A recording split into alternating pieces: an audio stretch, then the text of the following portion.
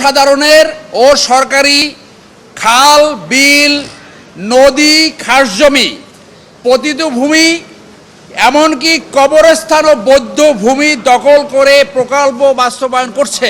আমরা স্বাগত জানাচ্ছি সরকার সিআইডির মাধ্যমে যে তদন্তটা করছে তাদের এই ক্রিমিনাল অফেন্সের জন্য, সেই তদন্ত রিপোর্টটা দ্রুত সাবমিট করে আইনগত ব্যবস্থা নিবে।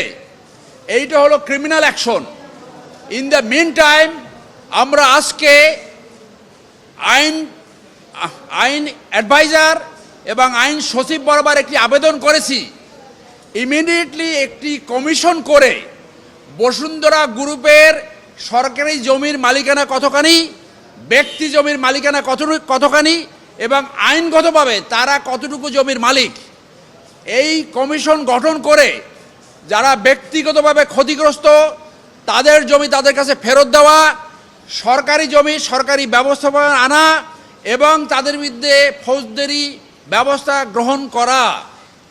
আমরা দেখেছি বাংলাদেশের কোনো রাজনৈতিক দল এই বসুন্ধরা গ্রুপকে এখন পর্যন্ত রাষ্ট্রীয় ব্যবস্থাপনায় আনতে পারেনি। রাষ্ট্রের মধ্যে একটি রাষ্ট্র প্রতিষ্ঠা হয়েছে 5ই আগস্টের পরে, এই অভ্যুত্থানের পরে, এই বিপ্লবের পরে এই পরিস্থিতি চলতে পারে না। কোনো রাজনৈতিক দল তাদের এই রাষ্ট্রের ভিতরে নতুন রাষ্ট্র প্রতিষ্ঠা করার বিরুদ্ধে কোনো অবস্থান এখন পর্যন্ত নেয়নি। কি করে বাংলাদেশে ন্যায্যতা প্রতিষ্ঠা হবে, কি করে ন্যায় বিচার প্রতিষ্ঠা হবে, জনগণের কাছে এটা জানা নাই।